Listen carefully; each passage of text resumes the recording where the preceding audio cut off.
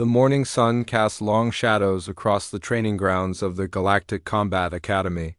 Kim Day wiped sweat from his forehead as he stood in formation with 40 other cadets. His muscles ached from the previous day's brutal exercises, but he tried to stand tall like the others. Instructor Vexstar emerged from the academy building, his green-scaled skin gleaming in the sunlight. The reptilian alien stood nearly 8 feet tall, with arms as thick as tree trunks and eyes that seemed to burn with yellow fire. Every cadet straightened their posture when they saw him approach. "Today we continue close combat training," Vexstar announced, his voice deep and harsh like grinding stones. Yesterday's performance was pathetic, especially from the human cadets. Day felt his cheeks burn with shame. He glanced sideways at his friends Park Jun and Lee Hana, who both looked just as uncomfortable. The 3 humans were among only 5 in their class of mixed alien species. "Combat is about strength, speed, and superior technique," Vexstar continued, pacing in front of the formation. "Some species are naturally gifted, others ... He paused, his yellow eyes focusing directly on Day. "Others are weak by nature." The alien cadets snickered. Day recognized the sound from a blue-skinned Zentari female named Kira and several others from the warrior races. They always laughed when humans were mentioned in combat class. "Pair up for sparring practice," Vexstar commanded. "Same rules as always. Fight until one surrenders or cannot continue." Day found himself paired with Jorik, a muscular alien from the Corvan species. Jorik had purple skin covered in natural armor plates and stood nearly 2 feet taller than Day. The alien's 4 arms made him especially dangerous in close combat. The pairs spread across the training ground. Day took his fighting stance, trying to remember everything he had learned over the past 6 months at the academy. His grandfather had taught him some basic moves when he was younger, but those seemed so simple compared to the advanced techniques they learned here. "Begin!" Vexstar shouted. Jorak moved forward with surprising speed for his size. His 4 arms came at Day from different angles, making it impossible to block everything. Day managed to dodge the first strike but caught a powerful blow to his ribs from the second arm. The impact sent him stumbling backward. The alien pressed his advantage, sweeping Day's legs and sending him crashing to the ground. Day rolled away just as Jorak's fist slammed into the dirt where his head had been moments before. Day scrambled to his feet and tried to counterattack. He threw a quick combination of punches, but they barely affected Jorak's armored skin. The alien laughed and grabbed Day with 2 of his arms, lifting him off the ground effortlessly. "This is too easy," Jorik said, tossing Day aside like a toy. Day hit the ground hard, gasping for breath. Around him, he could hear the sounds of other sparring matches, but his own fight was drawing attention. Several cadets had stopped their own training to watch the human get beaten. "Get up, human," Vexstar called out. "Show us these amazing fighting skills your species claims to possess." Day pushed himself to his feet, blood trickling from his nose. His ribs throbbed with each breath, but he raised his hands again. He had to keep trying. Jorik came at him again, this time more aggressively. All 4 arms moved in a complex pattern that Day had no hope of defending against. Within seconds, he was on the ground again, this time with a split lip and a bruised eye. "Enough," Vexstar said, walking over to where Day lay groaning. "This is embarrassing to watch." The instructor helped Day to his feet, but not gently. His clawed hand gripped Day's shoulder hard enough to leave marks. "Tell me, human," Vexstar said loudly, making sure all the other cadets could hear. "What makes you think your species belongs in this academy? What special skills do humans bring to combat?" Day's head was spinning from the beating, but anger was building in his chest. He had heard these insults for months now. Every day brought new reminders that humans were considered the weakest species in the Galactic Empire. "My grandfather," Day said quietly, still catching his breath. "What was that?" Vexstar leaned closer, his yellow eyes narrowing. "My grandfather trained soldiers," Day said louder, looking up at the towering instructor. "He trained fighters who could beat anyone," laughter erupted from the watching cadets. "Even Jorik, who was usually respectful, couldn't hide his amusement. "Your grandfather?" Vextar's voice dripped with mockery. "Let me guess, he was some kind of human martial arts master." "He trained soldiers who fought for the Emperor," Day continued, his voice growing stronger despite his injuries. "Real soldiers. Elite fighters who never lost a battle." The laughter grew louder. Kira, the blue-skinned Zentari, was practically doubled over with amusement. "That's impossible," she called out. "Humans weren't even part of the Empire's military until recently. And everyone knows human combat techniques are primitive and useless." "It's true," Day insisted, turning to face the other cadets. "My grandfather Kim Tae-min trained the best fighters in the galaxy. They could defeat any of the Emperor's regular troops." Vextar's expression changed from amusement to irritation. He stepped closer to Day, towering over the injured teenager. "You dare to claim that some human peasant trained warriors superior to our finest soldiers?" The instructor's voice was dangerously quiet. "I'm not lying," Day said, though his voice wavered slightly. "He really did train elite fighters. They were so good that the slap came without warning." Vextar's scaled hand struck Day across the face with enough force to spin him around and send him to his knees. The sound echoed across the training ground like a gunshot. Complete silence fell over the cadets. Even the laughter stopped. Day knelt on the ground, his cheek burning from the blow. He could taste blood in his mouth and his ear was ringing. But the physical pain was nothing compared to the humiliation he felt. "Let me make something very clear," Vextar said, his voice carrying across the entire training ground. "Humans are the weakest species in the known galaxy. Your combat techniques are jokes. Your physical abilities are pathetic. And your claims about training elite soldiers are nothing but fantasy and lies." The instructor walked in a slow circle around the kneeling Day, making sure every cadet could see and hear clearly. "This academy trains the future defenders of the Galactic Empire," Vextar continued. "We use proven methods developed by superior warrior races over thousands of years. We do not waste time on primitive human nonsense." Day slowly raised his head, looking up at the instructor through swollen eyes. "My grandfather," he began. "Your grandfather was probably a farmer or a factory worker," Vextar cut him off. "Humans have contributed nothing significant to military science. Accept your limitations and perhaps you might survive long enough to serve in some minor support role." Park Jun and Lee Hana moved forward to help their friend, but Vextar waved them back. "Let him stand on his own," the instructor commanded. "If he's going to make ridiculous claims about human superiority, he should be strong enough to back them up." Day struggled to his feet, his legs shaky from the beating and the humiliation. Around him, the other cadets watched in uncomfortable silence. Some looked sympathetic, but most seemed to agree with their instructor's harsh words. "Class dismissed," Vextar announced. "Remember what you've seen here today. In combat, reality matters more than stories and dreams." As the cadets began to disperse, Day stood alone in the center of the training ground.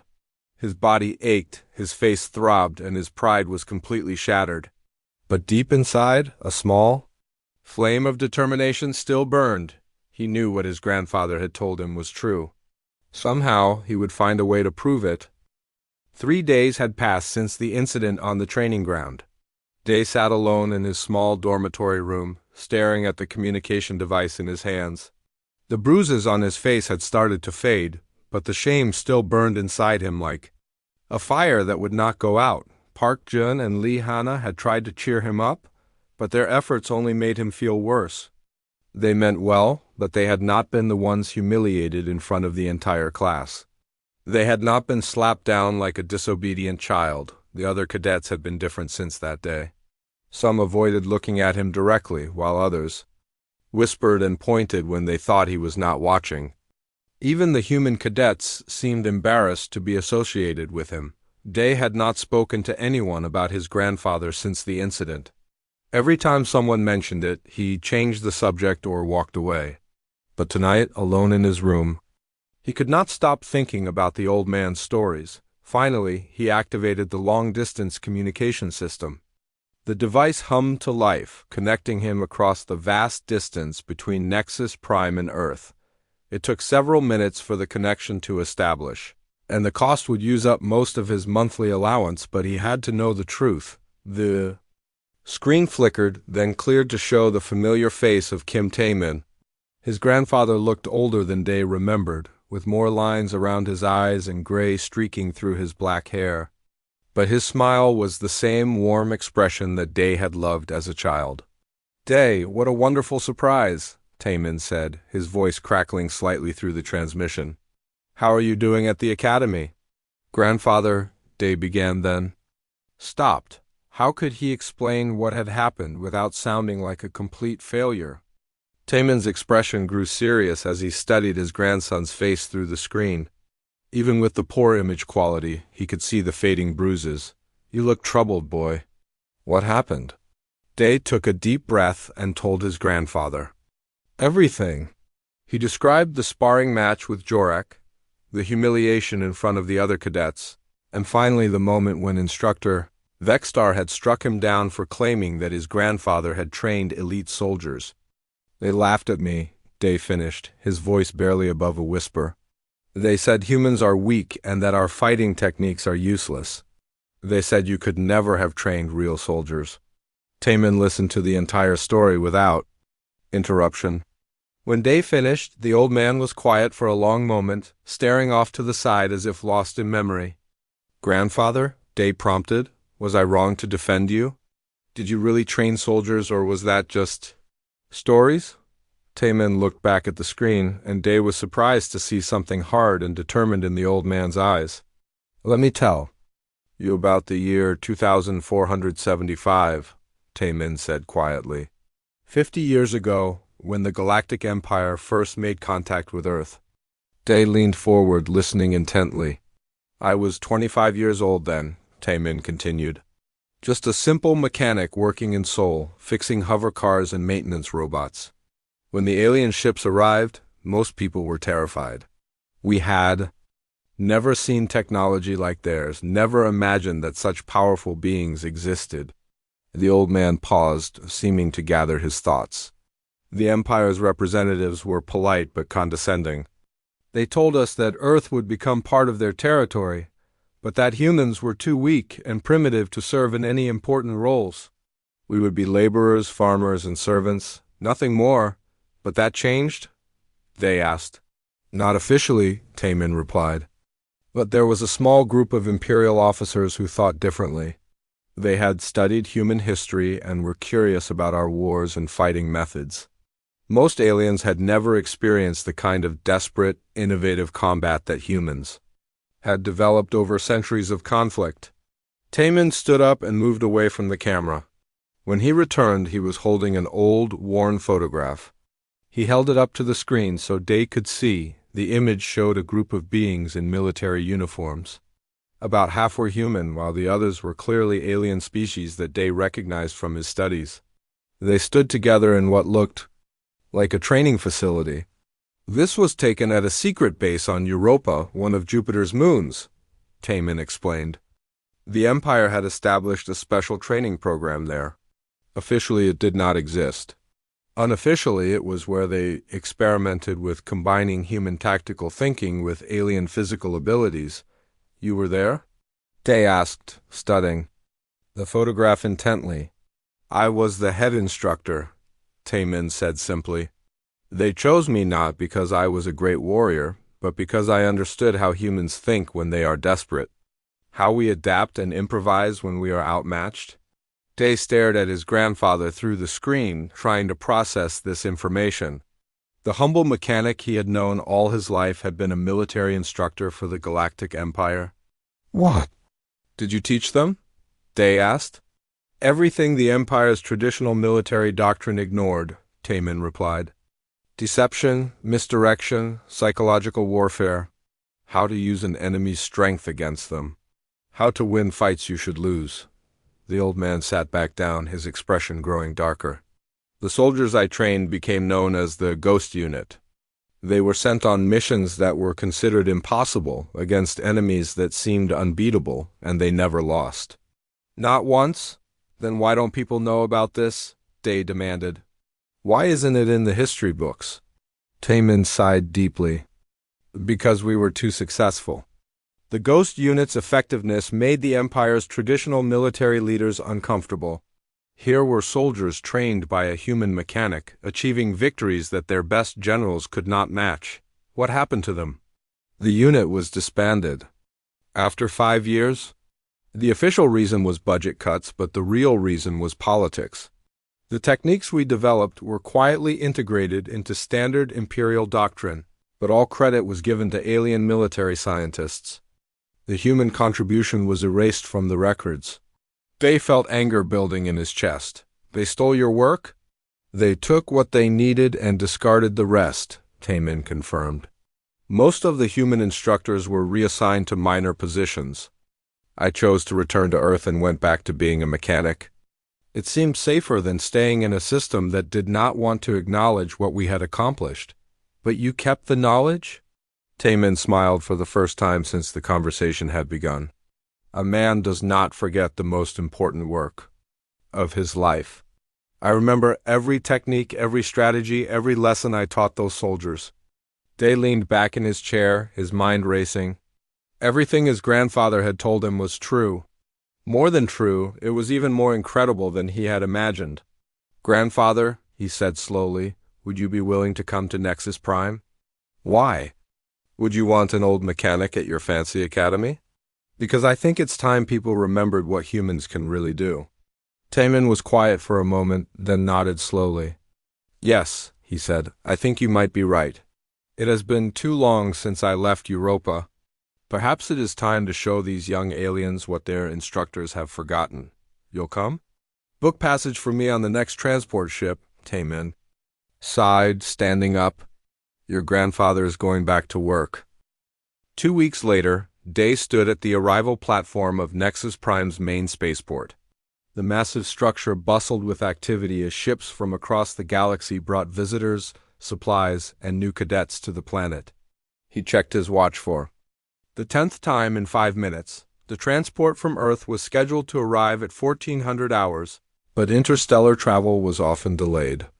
Day had requested permission to meet his grandfather personally, telling the Academy administrators that his elderly relative needed assistance navigating the complex spaceport. A loud announcement echoed through the terminal, announcing the arrival of transport ship designation Earth 47.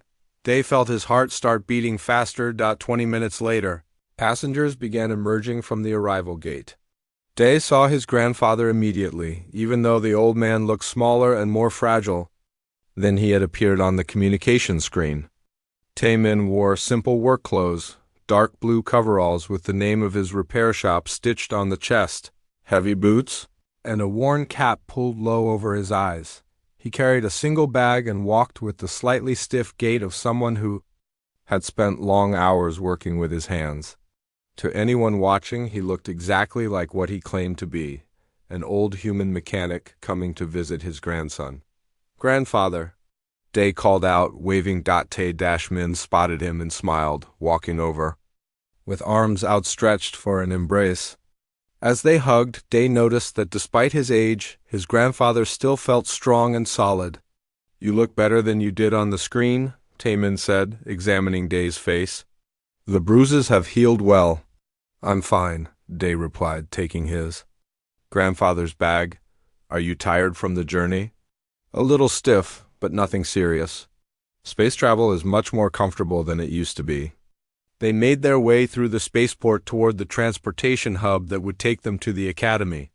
Along the way, Day noticed his grandfather observing everything with quiet intensity. His eyes moved constantly, taking in architectural details, security arrangements, and the various alien species moving through the terminal. Impressive facility, Taemin commented. Much larger than the spaceports we had 50 years ago.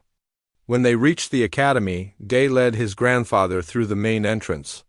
The reception area was designed to intimidate visitors, with high ceilings, polished floors, and massive statues of famous imperial warriors from various alien species. At the reception desk, a bored-looking Zentari clerk barely glanced up when they approached. Purpose of visit? The clerk asked in heavily accented standard galactic. Family visit, Day replied. This is my grandfather, Kim Taemin. One submitted the proper documentation last week. The clerk checked his computer system, then handed Taemin a temporary visitor badge. Wear this at all times. No access to restricted areas. Visitor privileges expire at 1800 hours daily. Thank you, Taemin said politely, clipping the badge to his coveralls. As they walked through the academy corridors, Day pointed out various facilities, the classrooms, the cafeteria, the physical training areas. His grandfather listened and asked occasional questions, but seemed more interested in observing the cadets and instructors they encountered. Your instructor, this Vextar, Taemin said as they walked. Tell me more about his background. He's from the Reptani species, Day explained. They're known as natural warriors. Vextar served in the Imperial Marines for 20 years before becoming an instructor. He's considered one of the best combat teachers in the academy. And he teaches traditional Imperial combat doctrine? Yes, the advanced techniques developed by the Empire's military academies over the past century. Taemin nodded thoughtfully but said nothing more. They arrived at the training facility, just as the afternoon combat classes were beginning. Through the large windows they could see cadets warming up on the main floor while instructors prepared. Equipment. Would you like to watch a training session? They asked. Very much. They entered the observation area, a raised platform where visitors and off-duty cadets could watch the training without interfering. Several other observers were already present, including Nam Soo-jin, the Academy's human liaison officer. Soo-jin noticed the two humans and approached them with a friendly smile. You must be Day's grandfather, she said, extending her hand. I'm Nam Soo-jin. I handle coordination between the Academy and human families. Kim Taemin, the old man replied, shaking her hand. Thank you for accommodating my visit. Not at all. It's always good to see family support for our cadets. Soo-jin studied Taemin's face for a moment, a slight frown crossing her features. Have we met before? You look familiar somehow. I don't think so, Taemin replied. I've spent most of my life on Earth. This is my first time leaving the solar system. Well, I'm sure it will come to me. Down on the training floor, Instructor Vextar had begun the day's lesson. He was demonstrating advanced grappling techniques to a group of senior cadets, including several species that Day recognized as being much stronger than humans. Watch carefully, Vextar was saying, his voice carrying clearly to the observation deck. These techniques have been refined over generations by the greatest warrior cultures in the galaxy. Each move is designed for maximum efficiency and effectiveness. Taemin watched intently as the instructor demonstrated a complex series of throws and holds. After each technique, Vextar would have the cadets practice on each other while he corrected their form. Interesting, Taemin murmured quietly. What is? Day asked. His balance is off in the third movement. And he's telegraphing the setup for that throw far too obviously. Day looked at his grandfather in surprise. You can see problems with his technique? Several. But they're subtle, most people wouldn't notice. Soo-jin, who had been listening to their conversation, moved closer. You have combat training, Mr. Kim? Some basic self-defense, Taemin replied casually. When you work as a mechanic in the rougher parts of Seoul, you learn to take care of yourself. On the training floor, Vextar had selected 2 cadets to demonstrate the techniques in full-speed sparring. One was Jorak, the 4-armed Corvan who had beaten Day so badly 2 weeks earlier. The other was a new cadet from the species that Day did not recognize. The match began with both fighters circling each other carefully. Jorak used his extra arms to create a confusing pattern of feints and attacks, while his opponent tried to stay out of range and look for openings. The Corvan is making the same mistake as your instructor, Taemin said quietly today. He's so focused on using his natural advantages that he's ignoring basic principles. What do you mean? Watch his footwork. He's off balance every time he commits to an attack with all 4 arms. A skilled opponent could exploit that. As if to prove his point, the unknown cadet suddenly stepped inside Jorak's guard and executed a perfect throw. The much larger Corvan hit the mat hard. Completely surprised by the sudden reversal, Vexstar called a halt to the match and walked over to examine what had happened. Interesting technique, the instructor admitted.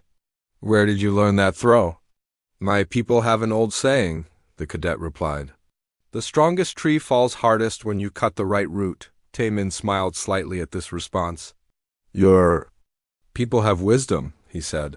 Though his voice was too quiet for anyone but Day to hear, the training session continued for another hour. Taemin watched everything with the same quiet intensity, occasionally making observations that proved remarkably accurate.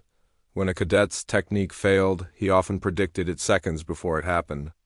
When instructors corrected mistakes, he sometimes spotted errors that they missed. How do you know so much about combat? Day finally asked. You picked things up over the years, his grandfather replied.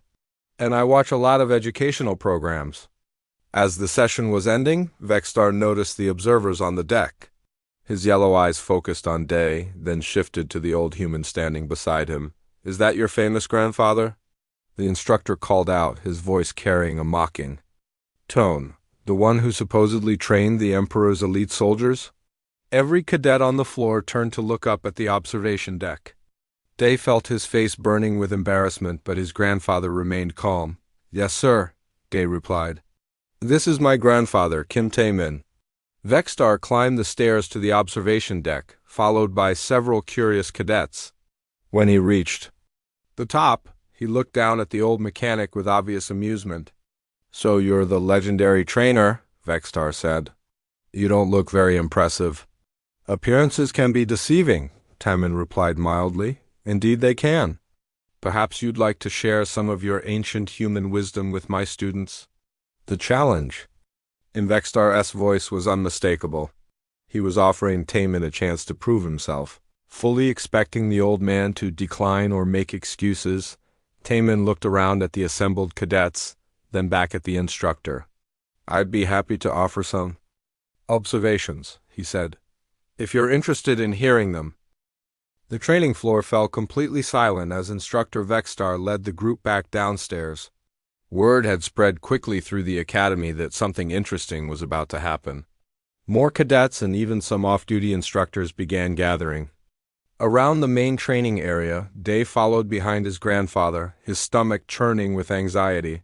He had seen Taemin's confidence, but the old man was still just that old, and he would be facing Vexstar, a trained warrior in his prime, who had already proven his superiority over dozens of challengers. What exactly are you proposing? Taemin asked as they reached the center of the mat. A simple demonstration, Vexstar replied, beginning to stretch his powerful limbs. You claim to have trained elite soldiers. Show us what you taught them. I'm not as young as I used to be, Taemin said, removing his worn cap and setting it aside. Perhaps we could start with something basic? Several cadets snickered at this. The old human was already making excuses before the demonstration even began. Of course, Vexstar said with mock courtesy. We wouldn't want to strain an elderly mechanic. Taemin nodded and began removing his coveralls. Underneath, he wore simple, dark clothing that allowed for easy movement. Despite his age, his body still showed the signs of someone who had worked hard his entire life. His arms were lean but muscular, and he moved with a fluid grace that seemed to come from deep habit rather than conscious effort. Perhaps you could demonstrate one of your techniques on a volunteer? Taemin suggested. I'll observe and offer some thoughts. Vexstar's eyes narrowed slightly. This was not what he had expected. He had been hoping to quickly overwhelm the old human and end this ridiculous charade. Very well, the instructor said. He looked around at the assembled cadets. Jorok, step forward. The four-armed Corvan moved onto the mat, his purple skin gleaming under the training room lights. At nearly 7 feet tall and built like a tank, he made an impressive opponent. Demonstrate the Zentari spine lock, Vexstar instructed. Full speed, full contact? Jorok nodded and took his fighting stance. Vexstar moved to face him, and the two began circling each other. The instructor moved with practiced efficiency. Feinting and probing for openings, Taemin watched intently, his hands clasped behind his back. To most observers, he looked like any other spectator. But Day noticed that his grandfather's eyes were moving constantly, tracking not just the fighters but their positioning relative to each other and the space around them. Vextar suddenly lunged forward, his clawed hands reaching for Jorak's neck. The Corvan tried to counter with two of his arms while using the other two to maintain balance. It was a textbook defense against the Zentari spine lock. The instructor's attack succeeded, partially. He managed to get a grip on Jorak's upper torso, but the Corvan's extra arms prevented him from completing the lock. They struggled for several seconds before Vextar broke away. "Acceptable," the instructor said, breathing only slightly harder than before. "But you're still too slow on the counter-rotation. Very impressive," Taemin said, stepping forward. "May I make an observation?" "By all means," Vextar replied, gesturing grandly. "The technique is certainly effective," Taemin began, "but I noticed something interesting about the setup." He moved to where Vextar had been standing at the beginning of the demonstration. "When you prepared for the attack, you shifted your weight to your right foot. It's a small movement, but it telegraphs your intention to anyone who knows what to look for." "Nonsense," Vextar said dismissively. "The Zentari spine lock has been used successfully for centuries. It doesn't telegraph anything." "Perhaps I could demonstrate what I mean?" Taemin asked. "With your permission, of course." Vextar looked around at the assembled cadets, many of whom were now watching with genuine interest. He could hardly refuse. Without losing face, "Very well," he said. "Show us what you think you see." Taemin nodded and moved to face Jorak. The massive Corvan looked down at the elderly human with a mixture of curiosity and amusement. "I'm going to attempt the same technique your instructor just demonstrated," Taemin said loud enough for everyone to hear. "But I'll try to do it without telegraphing my intention." "This should be interesting," Jorak replied. The two began circling each other. Taemin moved more slowly than Vextar had, his steps measured and deliberate. He seemed to be studying Jorak. Rather than looking for an attack opportunity. Suddenly, without any visible preparation, Taemin stepped forward. His movement was so smooth and natural that it didn't look like an attack at all. By the time Jorak realized what was happening, the old human's hands were already in position. What followed was not the Zentari spine lock at all. Instead, Taemin used Jorak's own defensive reaction against him. As the Corvan raised his arms to block, Taemin shifted his grip and executed a throw that used the alien's superior strength as the fulcrum. Jorak hit the mat with a resounding thud, his forearms tangled and useless. The impact was hard enough to knock the wind out of him. Complete silence fell over the training room. Even the background hum of the ventilation system seemed louder than usual. Tae-Min helped Jorak to his feet, checking to make sure the young alien was not injured. "Are you all right?" he asked with genuine concern. "I'm fine," Jorak replied, though he looked shaken. "How did you do that?" "You were expecting the Zentari spine lock," Taemin explained. "Your entire defensive posture was based on countering that specific technique. When I changed to something else at the last moment, your preparation worked against you." Vextar stepped forward, his expression unreadable. "Luck," he said flatly. Or perhaps Jorak was not concentrating properly. "Perhaps," Taemin agreed. "Would you like to try it yourself?" The challenge hung in the air like smoke. Every cadet in the room was now watching intently. This had gone from a simple demonstration to something much more significant. Vextar could not refuse without appearing cowardly. He moved onto the mat, his yellow eyes fixed on the old human. "The same technique?" he asked. "If you prefer. Or we could try something different. Show me what you showed Jorak." They began circling each other, but this time the dynamic was completely different. Vextar was not just defending against a specific technique, he was trying to read Taemin's intentions before the old man could act. But Taemin seemed to anticipate this. Instead of attempting the same throw, he began using footwork and positioning that forced Vextar to constantly adjust his stance. The instructor found himself reacting to threats that never materialized while missing the subtle preparations. For attacks that did come, the first engagement lasted only seconds. Taemin stepped inside Vextar's guard, used the instructor's own momentum against him, and sent a larger alien sliding across the mat on his back.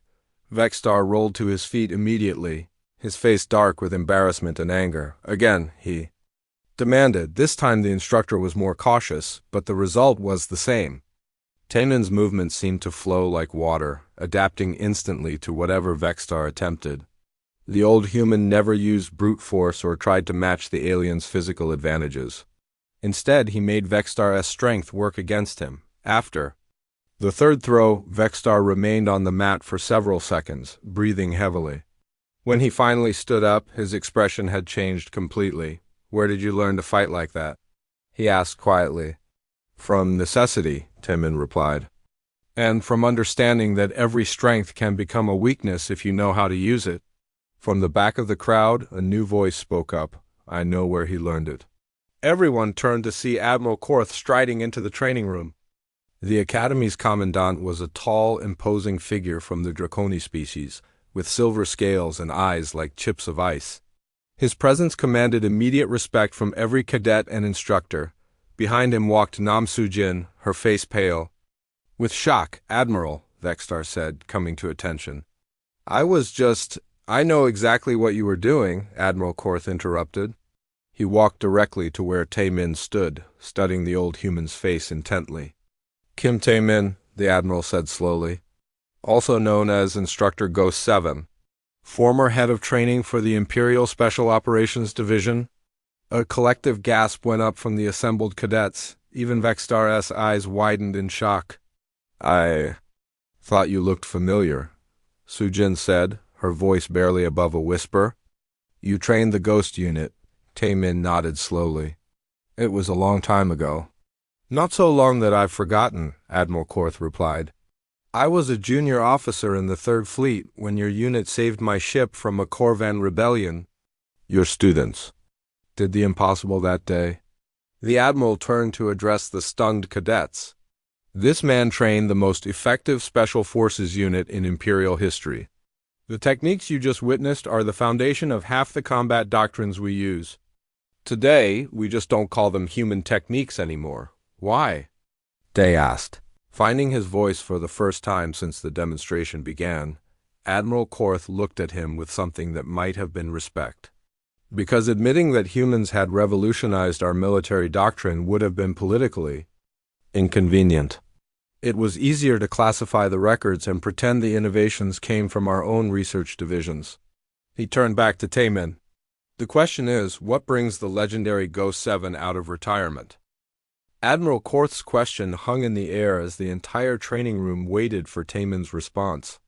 The old mechanic looked around at the assembled cadets, his eyes finally settling on his grandson. "I came because my grandson was told that humans have nothing to contribute to the art of war," Taemin said simply. "I came because he was struck down for defending his family's honor. And I came because it seems that some important lessons have been forgotten." The Admiral nodded slowly. "Indeed they have. Nam Soo-jin, please access the classified files from the Ghost Unit program. Authorization code Korth77 Alpha." Soo-jin activated her portable computer and began typing rapidly. After a few moments, her face went pale as she read from the screen. "The Ghost Unit," she announced to the room, "was active from 2475 to 2480. During that time, they completed 47 missions with a 100% success rate. They were disbanded by direct order of the Imperial High Command after. Their effectiveness was deemed politically destabilizing." Murmurs rippled through the crowd of cadets. A 100% success rate was unheard of in military operations.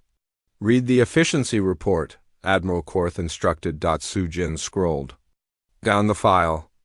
Ghost Unit operatives demonstrated combat effectiveness ratings 340% above standard Imperial Marines. Their innovative tactics and training methods were responsible for ending 3 major rebellions and preventing 2 potential civil wars. "And who developed these methods?" the Admiral asked. "Primary architect of Ghost Unit training protocols, Kim Taemin, designated Instructor Ghost 7. Species, human. Background, civilian mechanic with no formal military training. Vexstar." who had been standing in stunned silence, finally found his voice. That's impossible.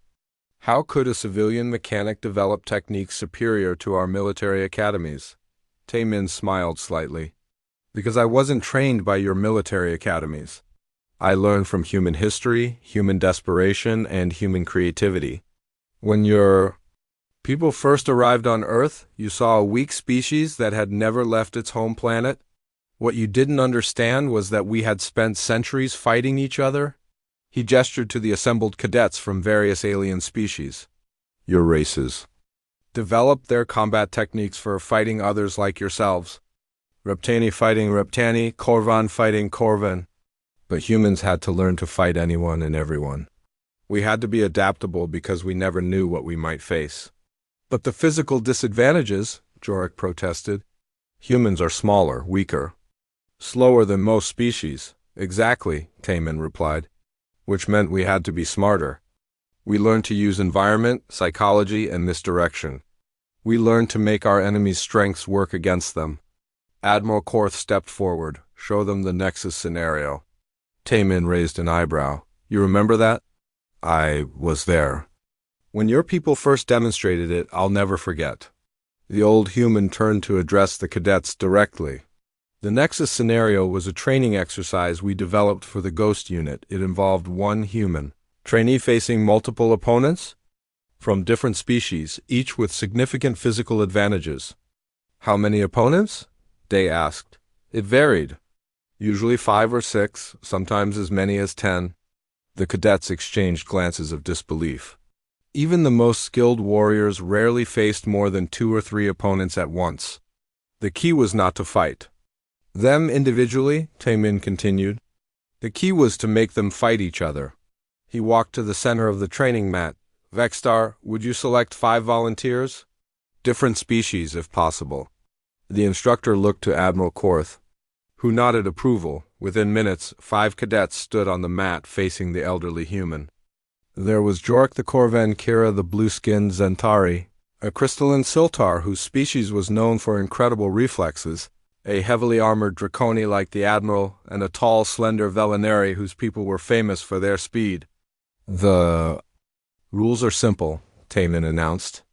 You 5 work together to capture me. Use any techniques you know, but don't cause permanent injury. I'll try to avoid being caught. This is insane, Kira muttered. He's going to get hurt. Begin when ready, Admiral Korth called out. The 5 cadets spread out in a rough circle around Taemin. They moved cautiously at first, not wanting to accidentally harm the old human. But as they began to close in, their natural competitive instincts took over. What happened next seemed like choreographed chaos. Taemin never stood still long enough for any of them to get a clean attack. Instead, he flowed between them like smoke, using their own movements and positioning against them. When Jorik charged forward with his 4 arms extended, Taemin stepped aside at the last moment. The Korvan's momentum carried him directly into the path of the Draconi cadet, and they collided with a tremendous crash dot as Kira tried to corner Taemin against the wall. He suddenly dropped low and swept her legs. She fell backward directly into the Siltar, whose crystalline structure made for a very uncomfortable landing. The Velinari, using his natural speed, tried to circle around and attack from behind, but Taemin seemed to sense him coming. At the perfect moment, the old human pivoted and grabbed the Velinari's extended arm, using the alien's own momentum to send him spinning into Jorik, who was just getting back to his feet. Within 3 minutes, all 5 cadets were on the ground, tangled up with each other and breathing heavily. Taemin stood in the center of the mat, barely winded. The principle is simple, he explained to the watching crowd. In any group of fighters, there are natural conflicts. Different fighting styles, different physical capabilities, different approaches to solving problems. If you can position yourself correctly, you can make those differences work against them instead of against you. Vextar stepped forward, his expression completely changed from the mocking arrogance he had shown earlier. Master Taemin, he said. Formally, I apologize for my disrespect. I spoke in ignorance. No apology necessary, Taemin replied, helping Kira to her feet. You were working with the information you had, but perhaps it's time to expand that information. Admiral Korth walked onto the mat, his face serious. The Ghost Unit's methods were classified and hidden for political reasons, he announced to the assembled cadets. But I have the authority to declassify them for training purposes. As of today, this academy will begin incorporating human combat techniques into our standard curriculum. A cheer went up from several of the human cadets, including Park Jun and Lee Hana. Furthermore, the Admiral continued, I would like to offer Master Taemin a permanent position as Senior Combat Instructor, with full authority to develop new training programs. Taemin shook his head. I'm too old for permanent positions.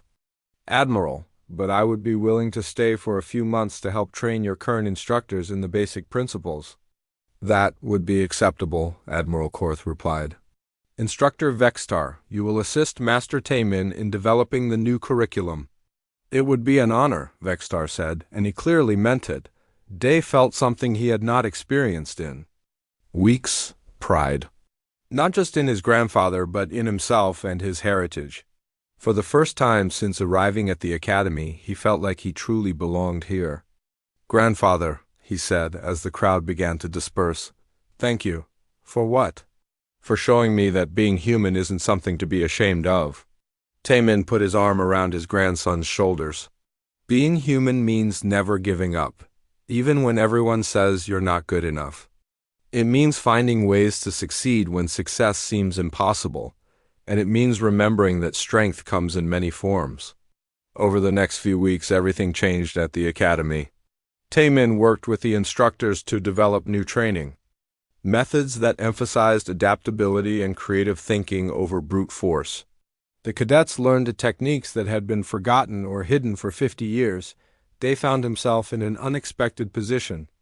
As the grandson of the legendary Ghost 7, other cadets began asking him to teach them some of the basic principles his grandfather had shown him.